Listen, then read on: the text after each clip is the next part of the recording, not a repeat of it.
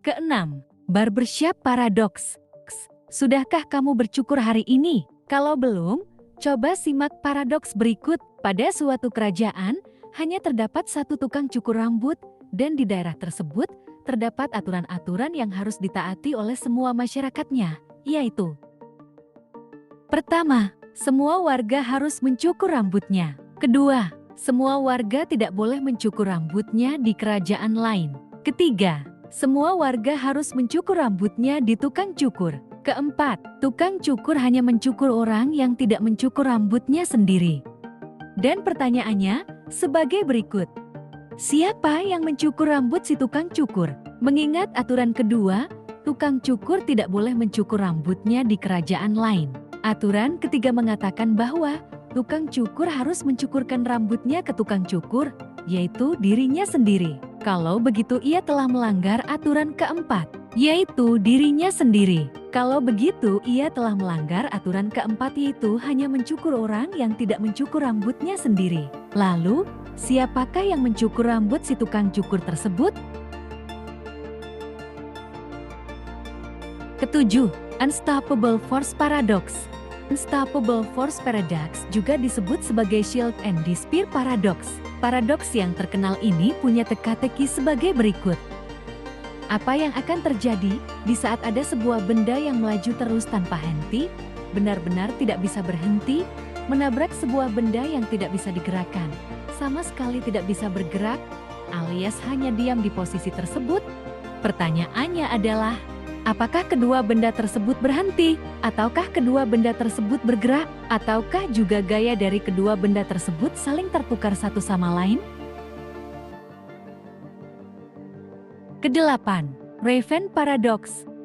Paradoks gagak atau paradoks hempel, gagak hempel atau paradoks ornitologi dalam adalah sebuah paradoks yang muncul dari pertanyaan, apa yang membenarkan bukti dari sebuah pernyataan?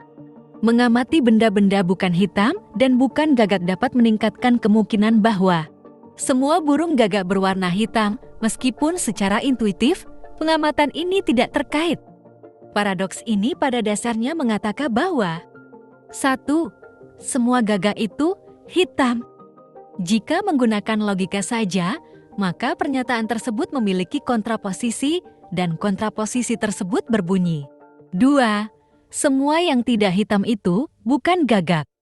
Dengan menggunakan logika itu, maka dapat diambil pula pertanyaan-pertanyaan yang menggunakan dua logika sebelumnya.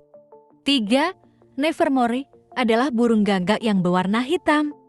Logika keempat, apel yang berarti bukan gagak, dan apel ini berwarna hijau yang berarti juga tidak berwarna hitam. Dengan menggunakan logika secara penuh, sebenarnya kedua pernyataan ini tidak dapat dibantah dikarenakan jika kita menganggap bahwa ada yang bukan gagak tetapi berwarna hitam, berarti salah satu pernyataan tersebut salah, tetapi pernyataan keempat membuktikan bahwa yang bukan gagak memang tidak hitam, yang secara logika dapat diterima dan membenarkan pernyataan kedua yang merupakan pertentangan dari pernyataan ke-1 yang secara intuisi benar.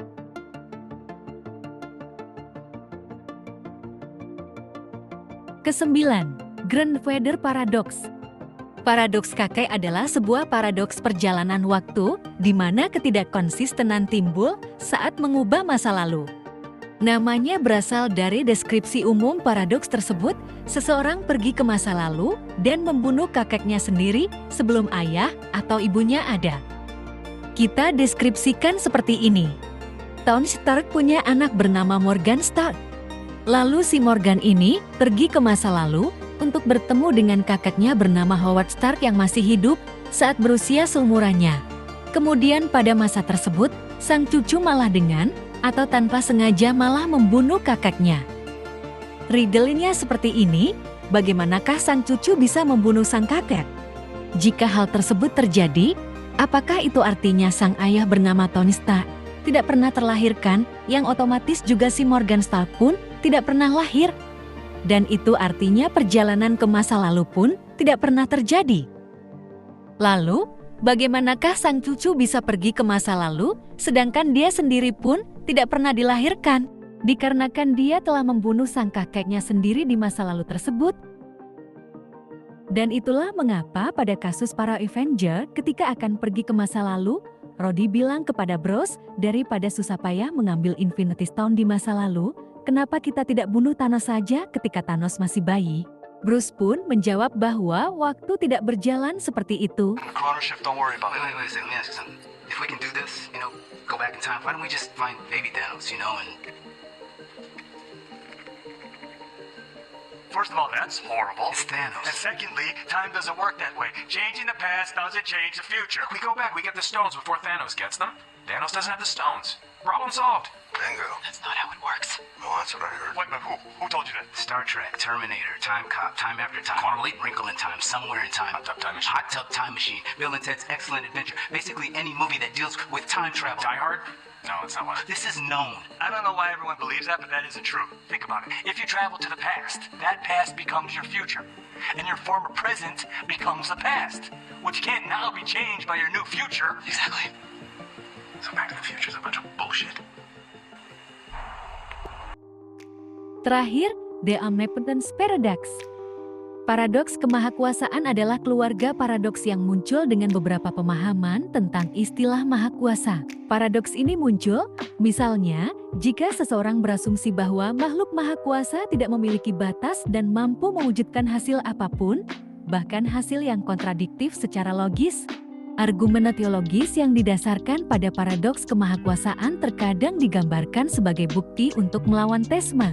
Resolusi lain yang mungkin untuk paradoks bergantung pada definisi kemahakuasaan yang diterapkan dan sifat Tuhan terkait penerapan ini dan apakah kemahakuasaan yang diterapkan dan sifat Tuhan terkait penerapan ini dan apakah kemahakuasaan diarahkan kepada Tuhan itu sendiri atau keluar menuju lingkungan luarnya.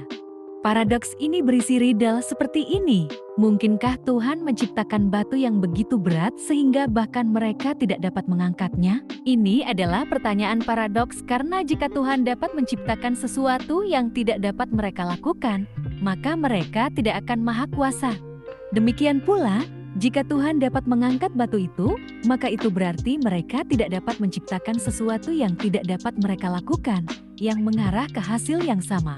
Pernyataan alternatif dari paradoks tersebut termasuk, jika diberi aksioma geometri Euklidian, dapatkah makhluk maha kuasa membuat segitiga yang sudutnya tidak berjumlah 180 derajat?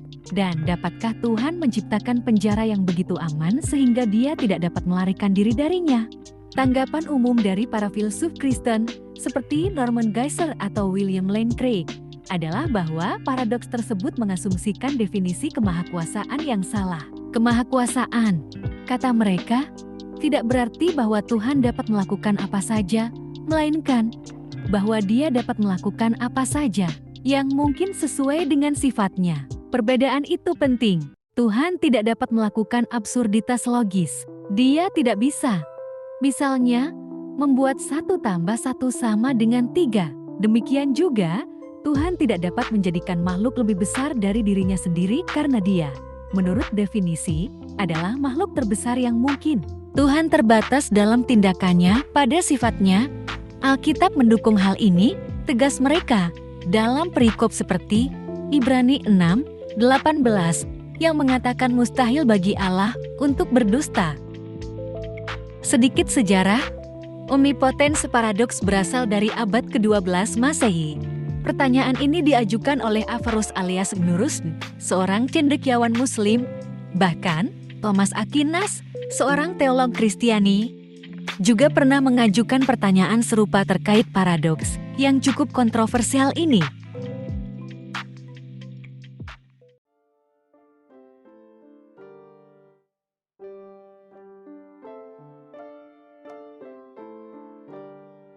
Sebelum konten kali ini akan selesai, saya akan jelaskan sedikit mengenai yaitu EPR paradoks.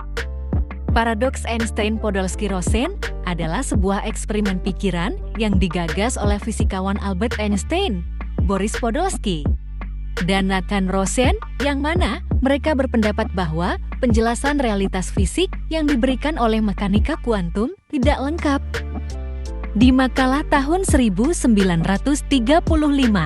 berjudul Can Quantum Mechanical Description of Physical Reality be Considered Complete? Ketiganya memperdebatkan keberadaan elemen realitas yang bukan bagian dari teori kuantum dan berspekulasi bahwa hal tersebut memungkinkan untuk membangun sebuah teori baru. Resolusi dari paradoks ini pada akhirnya memiliki implikasi penting untuk interpretasi mekanika kuantum.